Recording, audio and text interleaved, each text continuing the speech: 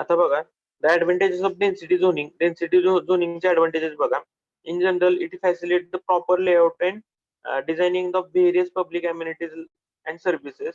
The second one is it ensures the enough light and ventilation to the residences, and hence healthy conditions are established for the inhabitant. And next one is it result into the absence of overcrowding. Overcrowding होत नाही density zoning केल्यामुळे. And land values are stabilized. Land values ज्या काय those get stabilized by when we use the density zoning. Okay. Now coming to the next, that is height zoning. Okay, the height zoning aims at the controlling the height of the building with due consideration of the following factors. Okay, height zoning मध्ये बघा कोणते कोणते consideration केले जाते. Bulk or cubical content of the building हा consider केला जातो. Cubical content of the building म्हणजे किती MQ ची बिल्डिंग तुम्ही बांधू शकता, म्हणजे त्याचा क्युबिकल एरिया किंवा क्युबिकल व्हॉल्यूम कन्सिडर केला जातो.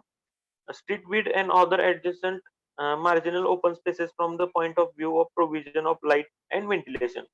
Street width, okay, and other adjacent marginal open spaces, जे रस्त्याची width आणि बाकीचे जे मार्जिनल स्पेसेस आहेत from the point of view of provision of light and ventilation यांचं तुम्ही कन्सिडरेशन केलं जातं इन हाईट झोनिंग. ओके, आता हाईट झोनिंग मध्ये बघा, the restriction on height of the building will depend on the nature of the building. Okay, एखादी building कोणत्या टाईपची आहे त्याच्यानुसार हाईटचे जे रिस्ट्रिक्शन दिले जातात. ओके, हाईट झोनिंगचे जे काही ऍडव्हान्टेजेस आहेत ते बघा. It control the development of central business area of the city and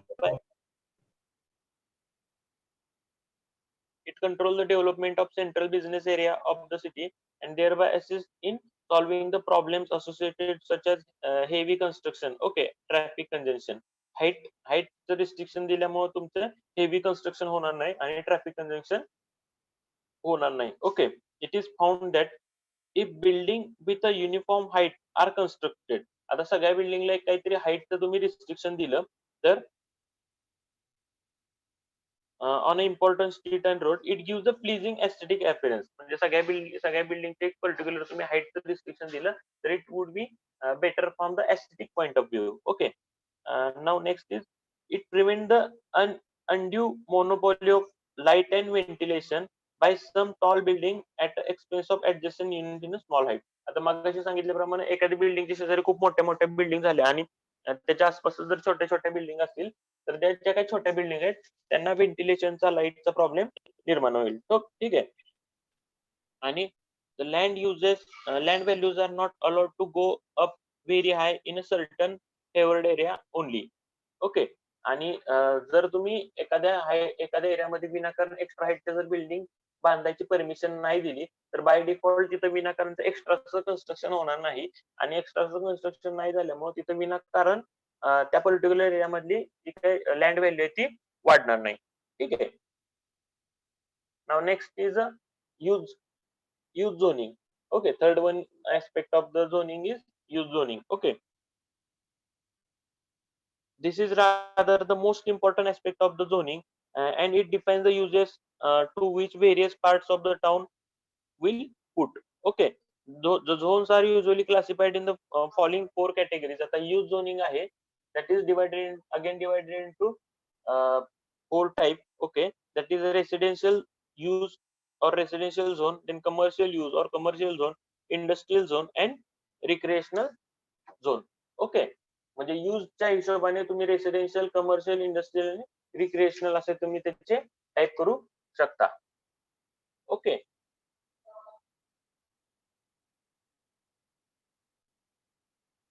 आता बघा usual percentage of each zone. आता प्रत्येक जे झोन असतात त्याचं जनरल पर्सेंटेज जर तुम्ही बघायचं झालं तर किती दिलेलं असतं. रेसिडेन्शियल झोन जो आहे that is given 40 to 50%. 40 to 50% residential zone साठी जागा राखीव केलेली असते. ओके, देन कमर्शियल झोन साठी 2 ते 5% जागा रिझर्व ठेवलेली असते. ठीक आहे. देन इंडस्ट्रियल जे झोन आहेत इंडस्ट्रियल त्याच्यासाठी 2 ते 25% जागा जनरली रिझर्व केलेली असते. आणि रिक्रिएशनल झोन जे आहे त्याच्यासाठी जी काही रिमेनिंग जागा आहे रिमेनिंग ती सेव्ह केली असते. ओके. तर रेसिडेन्शियल जे झोन आहेत रेसिडेन्शियल झोन साठी 40 ते 50 जागा एखाद्या सिटीमध्ये रिझर्व केली असते. कमर्शियल झोन मध्ये 2 ते 5%, इंडस्ट्रीयलला 2 ते 25% आणि जे काही रिक्रिएशनल झोन्स आहेत म्हणजे पार्क, प्लेग्राऊंड, ग्राउंड जे काय आहेत ठीक आहे यांच्यासाठी जी काही राहिलेली जागा आहे ती रिझर्व केलेली असते. ठीक आहे. आता याच्यात बघा रेसिडेन्शियल झोन जे आहे त्याच्यामध्ये जर आपण बघायचं झालं तर character and location of this zone will depend on the various factors such as nearness to the market. Residential zone कशावरून आपण डिफाईन करतो that is nearness to the market, freedom for nuisances, noise and smoke आणि nearness to the park and playground. ह्याच्या ऍस्पेक्टने आपण residential zone आखून देतो. ठीक आहे. Residential zone should be located. आता हा जो रेसिडेन्शियल झोन आहे okay residential zone should be located windward and upstream with respect to the industrial zone. Industrial zone पासून तुम्हाला जे हार्मफुल जे गॅसेस आहेत ते तुमच्या रेसिडेन्शियल झोन कडे येणार नाही. त्या पद्धतीने तुम्ही रेसिडेन्शियल झोन तयार केलेला असतो. Okay. The residential zone should provide a good healthy site for the hygienic point of view and sanitary requirement. Okay, these are some of the basic requirement of the residential zone. Okay, building may be classified. आता ह्याच्यात residential zone मध्ये त्याचे काही building आहे they may be classified as detached houses, semi detached houses म्हणजे एकमेकाला चिटकून असलेली सेपरेट सेपरेट असलेली or row houses or flat or skyscrapers. Okay. ह्याच्यातली जी घर आहेत त्यांचं पुन्हा असं आपण डिफरन्शिएशन करू शकतो. Okay. When we come to the commercial zone it is generally 2 to 5% of the area. The zone should be near the centers of the traffic preferably should be about the road. Okay. Commercial जो zone आहे तो generally काय असतो near the centres of the traffic and preferably it should be about the road म्हणजे रोडच्या जवळ पाहिजे. It includes the use of land for the bank, office, godown and shop. Commercial एरियामध्ये तुम्ही जनरली बँक, ऑफिसेस, गोडाऊन आणि shop यांना आपण पकडतो आणि this should be near to the road. Okay. रोडच्या जवळ पाहिजे. Then we come to the industrial zone. Great care should be exercised by when providing the industrial zone because it generally evolves the harmful gases, toxic gases.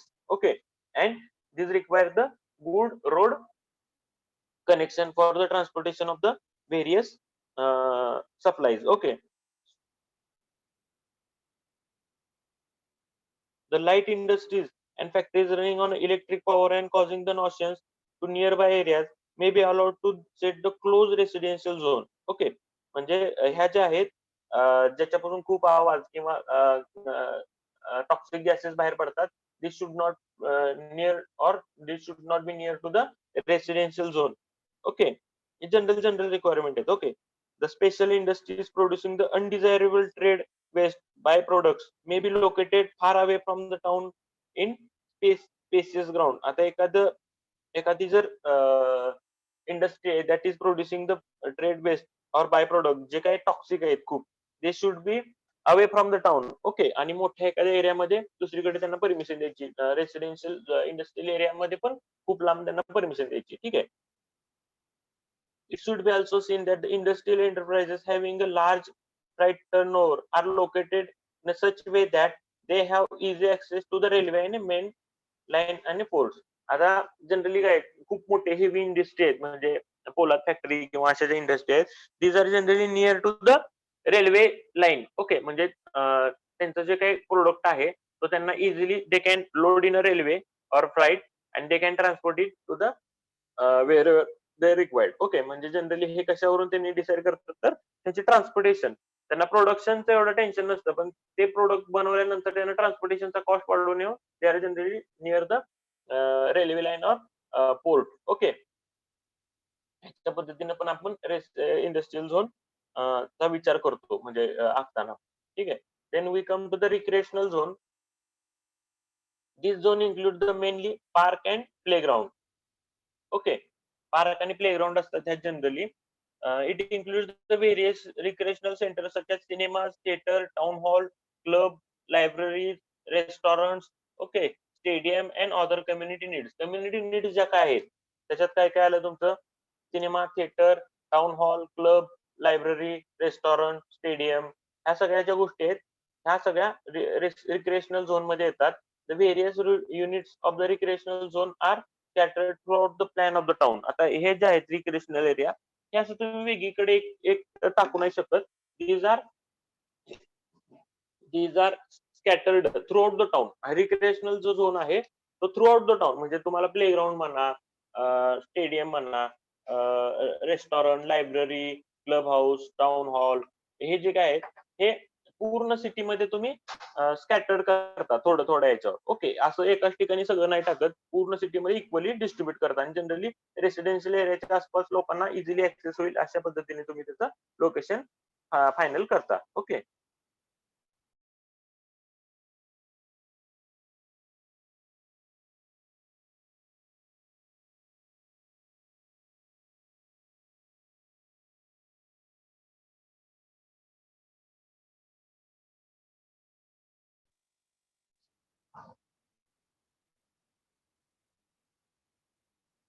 Generally जेव्हा एखाद्या सिटीचा जो plan येतो, ठीक आहे, zoning plan, तर वेगवेगळ्या colour मध्ये हे झोन तुम्ही दर्शवले असतात. म्हणजे नुसता झोनिंगचा जर प्लॅन घेतला तर green colour, orange colour, sky blue colour अशा वेगवेगळ्या कलर मध्ये एक प्लॅन येतो. त्याच्यामध्ये तुम्ही डिफरंट कलर वापरून तो प्लॅन हे करता. The purpose for which building or work are to be constructed are prohibited. म्हणजे ह्याच्यावरून तुम्हाला काय करतं, एखादा तुम्हाला फाईल आली की ह्या एरियामध्ये आम्हाला घर बांधायचं, तर you can easily see that plan is in residential area or commercial area. Okay, तर त्याच्यासाठी गव्हर्नमेंट बॉडीकडे एक सेपरेट प्लॅन असतो as per the zoning. Okay, now now we will see the advantages of zoning. झोनिंगचे advantages बघा. Each zone permit the best use of the land for which it is reserve. आता प्रत्येक झोन जो आहे that permit the best use of the land, म्हणजे ज्या purpose साठी ती लँड दिलेली आहे त्याचा तो पर्पज सॉल्व्ह झाला पाहिजे. Okay, then it enables the proper selection of the site for various community needs such as school, park, playground, hospital and colleges. Okay, proper selection of the site झालं पाहिजे कशासाठी? School, park, playground, hospital हे बनवण्यासाठी. ठीक आहे, हा झोनिंगचा advantage आहे. Then it is possible to accurately determine the in advance the required size of transportation facility and other public amenities. जर तुम्ही प्रॉपर झोनिंग केलं असेल तर समजा एखाद्या एरियामध्ये जर रोड मोठा होणार असेल, रोड वाइंडिंग होणार असेल किंवा एखादं प्लेग्राऊंड किंवा एखादी फॅसिलिटी तिथे येणार असेल, तर झोनिंग जर तुम्ही आधी केलं असेल तर you can find out the what should be the capacity of that particular road. Okay, what should be the capacity of that public park. Okay, जर झोनिंग असेल तर you can easily access all these things. Okay, it results into stabilization of land values. Zoning केल्यामुळे लँडच्या value आहेत त्या stable राहतात. ठीक आहे, विनाकारण एखाद्या एरियाची विनाकारण तिथली कॉस्ट वाढली जात नाही. ठीक आहे, it is possible to accurately determine the advance required size of transportation facility झालं, stabilization of the land value झालं. Then unnecessary instruction of the factories and industries on the residential area is avoided. Unnecessarily जर एखादी factory किंवा industry जर एखाद्या residential एरियामध्ये येत असेल दॅट इज अवॉइडेड. आणि त्याच्यामुळे काय फायदा होतो तर ट्रॅफिक कंजेन्शन होत नाही तिथे, विनाकारणचा नॉईज किंवा स्मेल ह्या गोष्टींचा रेसिडेन्शियल एरियामध्ये त्याचा शिरकाव होत नाही. ठीक आहे, तर हे झाले basic advantages of the zoning.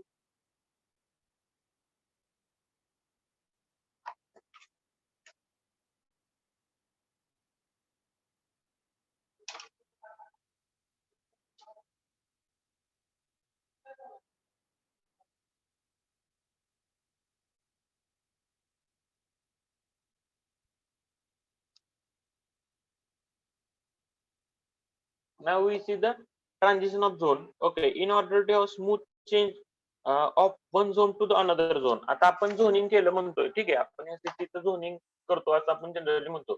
Okay, suppose this is a city, sorry. Okay, suppose this is a city आणि या सिटीचं आपण झोनिंग केले, आपण असं म्हणतोय. ठीक आहे.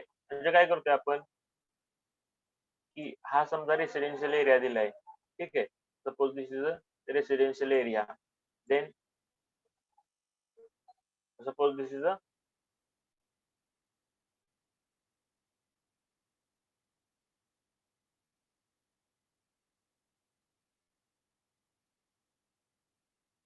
Okay, suppose this is a recreational area. ठीक आहे.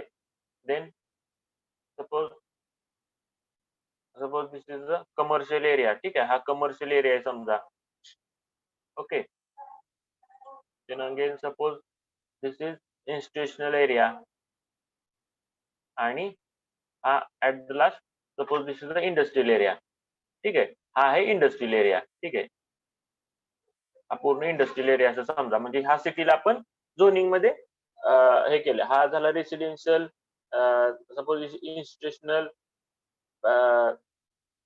रिक्रिएशनल, हा इंडस्ट्रियल, हा कमर्शियल, असं आपण ह्याचं ही सिटी आपण रिफॉर्म केले. पण असं नसतं की हे असं ट्रान्झिशन डायरेक्टली नसतं की हा रेसिडेन्शियल संपला की लगेच इथं कमर्शियल चालू झालाय, इथं रिक्रिएशनल चालू झालाय, त्याच्या पलीकडे लगेच इन्स्टिट्यूशनल चालू झालाय, त्याच्या लगेच पलीकडे कमर्शियल चालू झालाय. तर असं ट्रान्झिशन हे लगेच होत नसतं. एका झोन मधून दुसऱ्या झोन मध्ये असं ट्रान्झिशन होत नसतं. Okay. In order to have smooth change of one zone to the another zone, एका झोन मधून दुसऱ्या झोन मध्ये आपण जाताना there should be a smooth change. Okay. The transition zone is sometimes accommodated in a zoning. तर ह्याच्यामध्ये आपण एक ट्रान्झिशन झोन म्हणजे हे इथून इथं लगेच चेंज होतं ना, तर ह्याच्यामध्ये एक झोन ऍड केला जातो, that is called as transition zone. म्हणजे त्याच्यात रेसिडेन्शियल पार्ट पण आहे, रिक्रिएशनल पार्ट पण आहे, रेसिडेन्शियल पार्ट पण आहे किंवा कमर्शियल पार्ट पण आहे. ठीक आहे. This is called as a transition. म्हणजे पेरिफेरीचे जो झोन आहे that is called as a transition zone. Okay. This yellow coloured zone is a transition zone. Okay.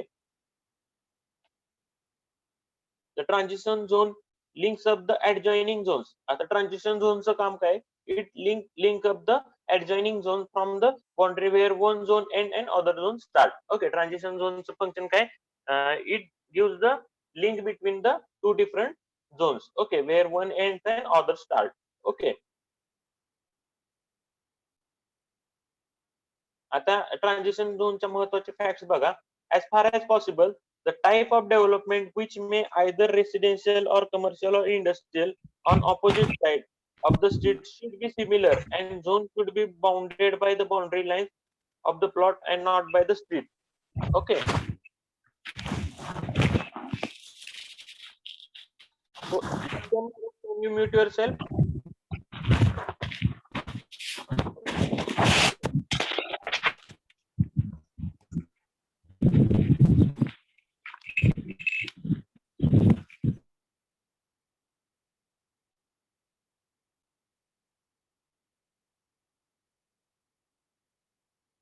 Okay. So as far as possible, the type of development which may be either residential, commercial, or industrial on opposite side of the street should be similar. दोन्ही रोडच्या दोन्ही बाजूला it should be similar, and the zone should be bounded by the boundary lines of the plot and not by the street. स्ट्रीटनी ही जे झोनिंगचं transition आहे हे रोडनी transition नसलं पाहिजे, तर प्रॉपर बाउंड्री पाहिजे त्याच्यात. ठीक आहे. देर should B proper boundary. The zoning transition is always through of the progression from the completely occupied and dense areas towards the more open area of the outer portion from the higher building to the building of the low heights. Okay. Now we come to the next.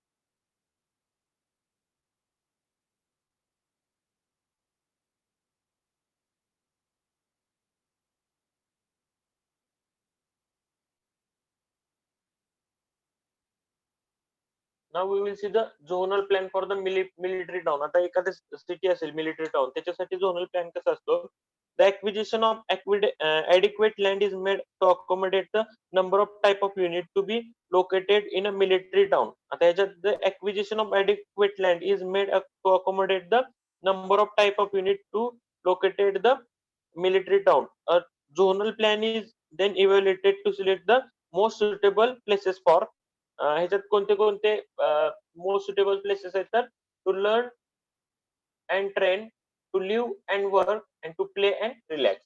Okay, हे सगळ्यात महत्वाचं आहे याच्यातले 3 type. To learn and train, to live and work and to play and relax. Okay.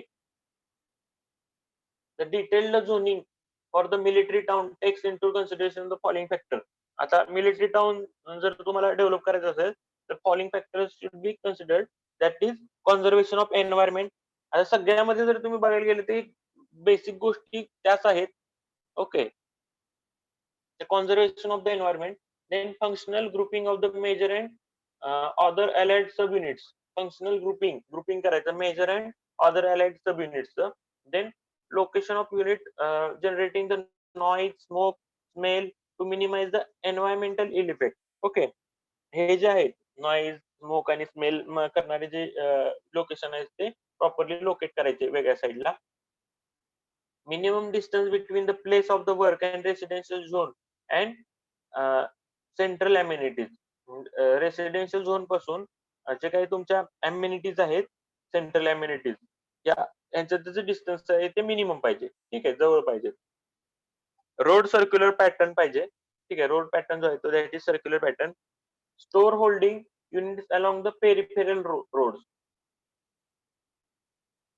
Okay, peripheral रोडला store holding unit पाहिजेत. And zone for the bulk external services. External services जे आहेत त्याच्यासाठी सेपरेट बल्क झोन्स पाहिजेत. ठीक आहे, zone separate पाहिजेत. Now we come to the economy of zoning.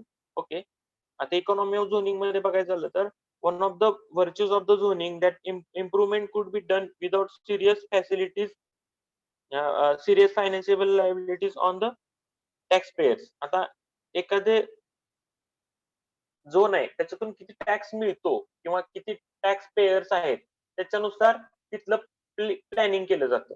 ठीक आहे, म्हणजे एखाद्या सिटीतला एखादा एरिया आहे जिथून गव्हर्नमेंट बॉडीला माहिती की खूप जास्ती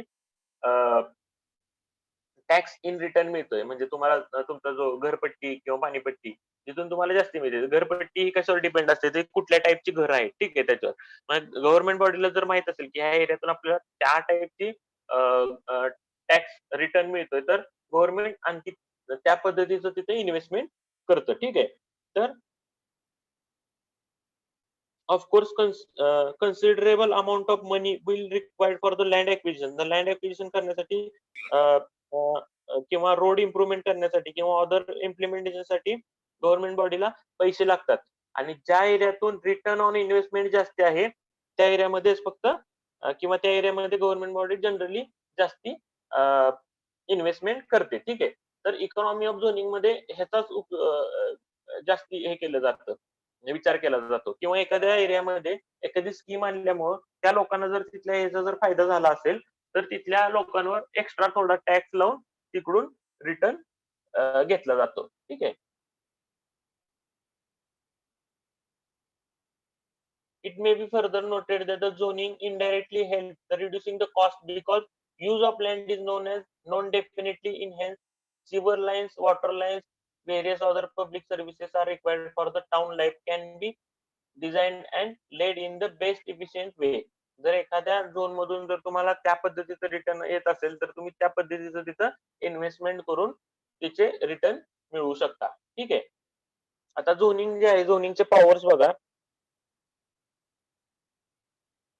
दिस is totally about the rule and regulation of town. आता झोनिंगचे पॉवर्स बद्दल आपण बोलतोय म्हणजे काय तर त्याचे रूल अँड रेग्युलेशन ह्याच्याबद्दल आपण बोलतोय. The rules and regulation power will be given to the local authorities. आता रूल अँड रेग्युलेशन जे आहेत त्याच्या पॉवर कोणाला दिले असतात, तुमच्या नगरपालिका, महानगरपालिका, ठीक आहे, ग्रामपंचायत किंवा नगरपंचायत जे काय असेल त्यांना.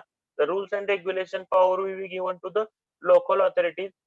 सच power include the land approval of the proposed structure, prohibiting of the undesirable use of the land. Okay, याच्यात तुम्हाला रूल्स कशासाठी दिलेत तर प्रपोजल स्ट्रक्चर बनवायचं असेल तर ते अप्रूव्ह करून घ्यायचं. Approval of the propose structure, prohibiting of undesirable use of the land म्हणजे अनऑथोराइज्ड जे कन्स्ट्रक्शन आहे ते प्रोहिबिट करायचं. ठीक आहे. In general it can be stated that zoning regulation can mean to improve the health, welfare and convenience of the community. Okay, if better results from the zoning are to be expected, these powers are to be revised and evaluated on a liberal scale. म्हणजे तुम्हाला जर zoning केल्यामुळं जर तुम्हाला good health, good welfare of the किंवा convenience of the community जर मिळवायचं असेल, तर हे जे काही रूल्स आहेत ते तेवढे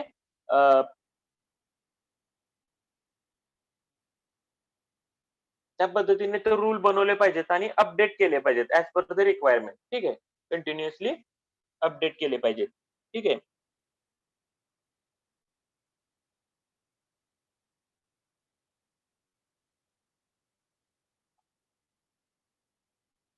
Such power may include the acquisition of the property owned by the land, approval of the plan of the proposed structure, then scope of the activities of any structure. Okay, म्हणजे powers बघा, म्हणजे तुम्ही एखादं घर बांधायचं आहे, तर तुम्हाला माहिती आहे तुम्ही डायरेक्टली असं घर नाही बांधू शकत. You have to first make a plan of that particular area.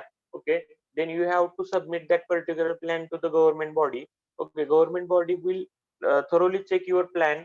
Okay, is that plan is according to the rules and regulation given by that particular government body. Okay, म्हणजे त्या बिल्डिंगची हाईट किती पाहिजे, FSI किती पाहिजे, किंवा काही aesthetically व्ह्यूनी काही त्यांनी रेग्युलेशन दिले असतील ते आहेत का, किंवा साईड मार्जिन जर गव्हर्नमेंट बॉडीने जर काही ठरवून दिले असतील, तर त्या साईड मार्जिन त्या हिशोबाने तुम्ही ते घर बांधताय का. ठीक आहे, जर असं असेल तरच तुम्हाला त्यांनी परमिशन देतात. ओके, तर this is the power of that government body. Okay, ही त्यांची पॉवर आहे. तर ह्याचा फायदा काय होतो ऍट द एंड, ह्याच्यामुळे काय होतं, इलिगल कन्स्ट्रक्शन होत नाही, विनाकारण एक्स्ट्रा हाईटच्या बिल्डिंग होत नाहीत, किंवा एखाद्या रेसिडेन्शियल एरियामध्ये कमर्शियल बिल्डिंग बांधली जात नाही किंवा इंडस्ट्रियल बिल्डिंग बांधली जात नाही. ठीक आहे, ह्याचं ऍट द एंड तुम्हाला काय होतं की तुमचं लाईफ किंवा हेल्थ किंवा कन्व्हिनियन्स ऑफ दॅट पर्टिक्युलर एरियामध्ये जी काही आधीची लोक राहतात त्याला काही हॅम्पर होत नाही, तिथे विनाकारणचं ट्रॅफिक होत नाही, तिथल्या लोकांवर जे काही तुमचं इलेक्ट्रिसिटी सप्लाय किंवा वॉटर सप्लाय, ड्रेनेज सिस्टीम आहे, किंवा रोड सिस्टीम आहे, ह्याच्यावर एक्स्ट्रा लोड येत नाही. ठीक आहे, तर this is the power of the zoning. Zoning केल्यामुळे ह्या गोष्टी सगळ्या कन्व्हिनियन्स होतात. So this is the basic power of the zoning.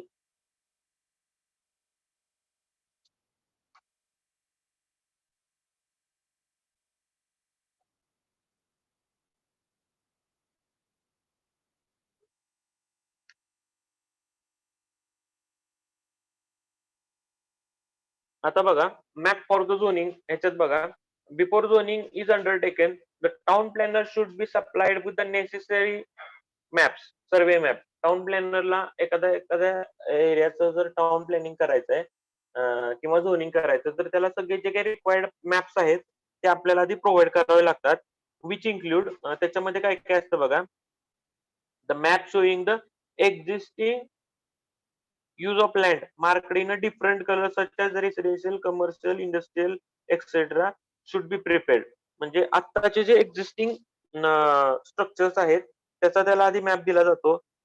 The map should also show the portions of detached houses, semi detached houses, flat, apartment houses, commercial cum industrial building. Okay, त्या map मध्ये काय काय असतं, घरं कुठल्या टाईपचे आहेत, डिटॅच्ड आहेत, सेमी डिटॅच्ड आहेत, फ्लॅट आहेत, अपार्टमेंट आहेत, कमर्शियल आहेत, रेसिडेन्शियल आहेत, हे सगळं त्या मॅपवर असतं. It should be also marked on a map that portion of the all the manufacturing plant. आणखी काय त्या मॅपवर, तर manufacturing plant, public properties, park, playground, institution. म्हणजे जेव्हा त्यांना एखादा प्लॅन दिला जातो, एखादं टाउनचं प्लॅन करायचा आहे, तर तो प्लॅन करायच्या आधी जे एक्झिस्टिंग स्ट्रक्चर्स आहेत जे काय असतील, त्यातली घरं, प्लेग्राउंड किंवा whatever, that is given to the town planner. Okay, then the map showing density of the population. आता existing density of the population त्यांना माहित आहे डिफरंट डिफरंट एरियाची, त्याचा मॅप त्याच्या मॅपवर ते दाखवलं असतं. Map showing the density of the population in different area of the town and expressed either as a house per unit area, houses per unit area, or number of persons per unit area, or number of families per unit area should be prepared. ठीक आहे, म्हणजे त्यांना जेव्हा plan दिला जातो, म्हणजे तुम्हाला एखाद्या गोष्टीचं काहीतरी प्लॅनिंग करायचंय, एखाद्या गोष्टीचं काहीतरी प्लॅन करायचं, तर तुम्हाला एक्झिस्टिंग काय कंडिशन आहे ही माहित पाहिजे. तर त्याच्यात सगळ्यात पहिलं तुम्हाला सांगितलं, एक प्लॅन दिला जातो जिथं तुम्हाला कसल्या टाईपची घर आहेत, कुठं कुठलं घर आहे, फ्लॅट कुठं आहे, कमर्शियल एरिया कुठं आहे, रेसिडेन्शियल एरिया कुठं आहे, ह्याचा एक कलर्ड मॅप दिला जातो. दुसरा मॅप दिला जातो किंवा तोच मॅप असतो ज्याच्यावर तिथलं डेन्सिटी ऑफ पॉप्युलेशन दिलेली असते. वेगवेगळ्या झोनची जी काही डेन्सिटी आहे ती तिथं नोट डाऊन केलेली असते, नोटिंग केलेली असते. त्याच्यामध्ये डेन्सिटी कशी एक्सप्रेस केली तर हाऊसेस पर युनिट एरिया, म्हणजे एखादा एरिया आहे तर त्या एरियामध्ये किती हाऊसेस आहेत, ठीक आहे, किंवा किती पर्सन्स इन दॅट एरिया, म्हणजे पर्सन्स पर युनिट एरियामध्ये किती पर्सन्स राहतात, किंवा फॅमिलीज पर युनिट एरिया, त्या एरियामध्ये त्या एवढ्या एवढ्या एरियामध्ये किती फॅमिलीज राहत आहेत याचा एक प्लॅन दिला जातो. ठीक आहे. Then map showing the land values in the different sections of the town should be prepared. त्याच्यानंतर काय केलं जातं, map showing the land values in different sections of the town should be prepared.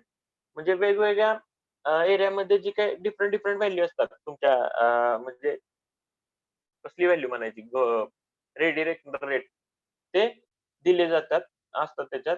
आणि map showing the details gathered from the traffic survey should be prepared. आणि त्याच्यानंतर हे सगळं झाल्यानंतर त्यांना काय करायचं तर ट्रॅफिक सर्वे करून त्या एरियामध्ये किती किती ट्रॅफिकवर लोड येतोय, ठीक आहे, तर ते पण त्या मॅप मध्ये दिलं जातं. Okay, these are the maps for the zoning.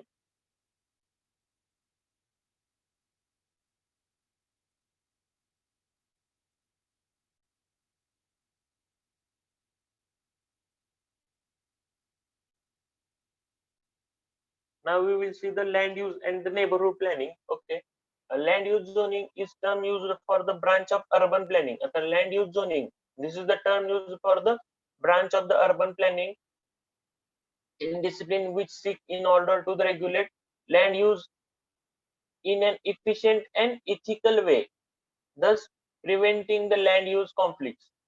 Governments use the land use planning to manage the development of the land within their rules. Okay. In doing so, the governmental unit can plan for the needs of the community while safeguarding the natural resources. Natural resource त्यांना safeguard करावे लागतात.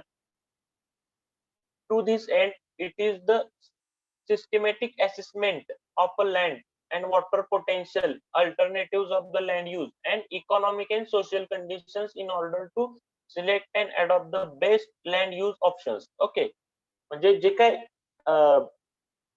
Resources available आहेत त्याच्यानुसार systematic त्याची assessment करतात आणि best option तुम्हाला देतात की तुम्ही काय केलं पाहिजे. ठीक आहे. Often one element of the comprehensive plan, a land use plan, provides a version for the future possibilities of the development in the neighborhood, district, cities or any defined planning area. ठीक आहे. याच्यामध्ये ते future forecast करतात आणि त्याच्या plan देतात. ठीक आहे.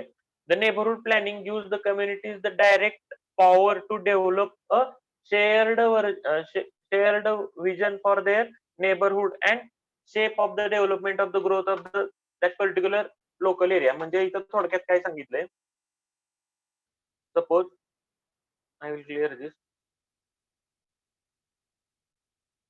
Suppose this is a city. ठीक आहे. तर ह्या सिटीच्या समजा ह्या एरियामध्ये फ्युचरमध्ये काहीतरी वेगळी ग्रोथ होणार आहे, कमर्शियल एरिया येणार आहे जो आता नाहीये, किंवा इंडस्ट्रियल एरिया आहे जो आता नाहीये. ठीक आहे. किंवा ह्या पर्टिक्युलर एरियामध्ये समजा एखादं प्ले ग्राउंड होणार आहे मोठं इंटरनॅशनल, किंवा एअरपोर्ट होणार आहे. तर ह्याचं त्या लोकांना आधीच कळवलं जातं की ह्या इथं एक 10 वर्षानंतर असं असं डेव्हलपमेंट होणार आहे. मग हे जो काही बाकीचा एरिया आहे, हा काय बाकीचा एरिया आहे, इथली जी लोक आहेत ती त्यांनी समजा इथं काही घर बांधणार आहेत किंवा काही करणार आहेत, तर they will build their houses or their commercial complexes or anything according to that. Okay. म्हणजे फ्युचर प्लॅनिंग, फ्युचरमध्ये तिथं काय होणार आहे त्याच्यानुसार इथली जी पेरिफेरीची लोक आहेत ते प्लॅन करून आसपासचा एरिया डेव्हलप करतील. Okay. This is given in the neighbourhood planning. Okay. Neighbourhood planning मध्ये तुम्हाला तिथं काय डेव्हलपमेंट होणार आहे ते सांगितलं जातं आणि त्याच्या हिशोबाने तिथलं प्लॅनिंग केलं जातं. म्हणजे फ्युचरमध्ये काय होणार आहे त्याच्यानुसार आधीच तिथलं हे केलं जातं. Neighbourhood planning provides a powerful set of a tool for the local people to ensure that they get the right type of development for their community where the ambition for the neighborhood is aligned with their strategic needs and priorities of the wider local area. ठीक आहे, म्हणजे त्यांनी जी काही development करणार आहेत that is according to the future development. जर तुम्हाला आधीच सांगितलं की इथं बाबा एखादं एअरपोर्ट होणार आहे, ह्या एरियामध्ये अशा अशा टाईपच्या इंडस्ट्रीज येणार आहेत, तर ह्या लोकांना आधीची काही 10 वर्ष जी काही घरं बांधणार आहेत किंवा इथली जी काही डेव्हलपमेंट करणार आहेत, they will plan according to that and they will build according to that. Okay, this is given in a neighborhood planning.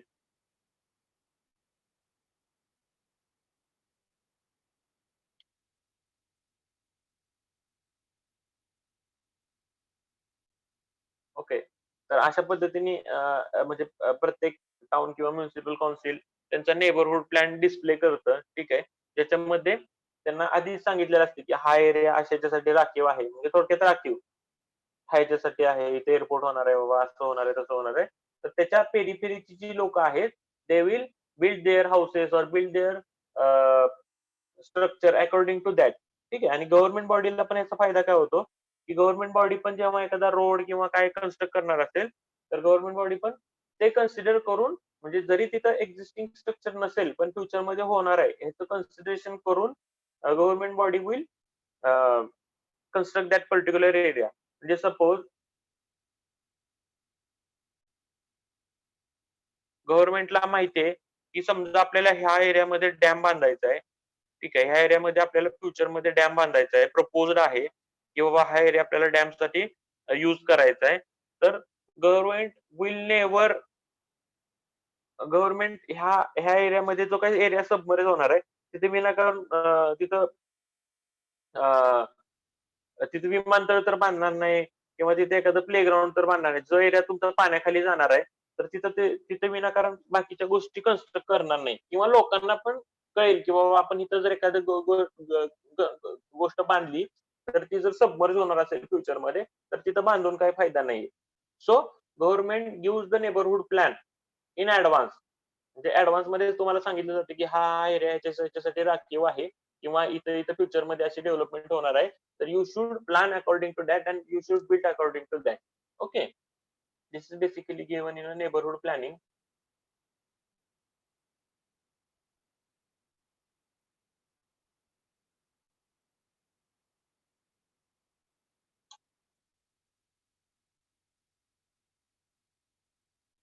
Now we come to the next part of this topic. We have seen the types of zoning and various zones. Okay, now we come to the necessity and purpose of the surveys. Okay, we come to the next part of this topic, that is surveys. In that we have to see the physical, social, economical, civil surveys. Okay, in that first and most important point, that is necessity and purpose of the survey. एखाद्या एरियाचा सर्वे कशासाठी करायचा, ठीक आहे, किंवा एखाद्या सिटीचा सर्वे कशासाठी करायचा, that we will see here.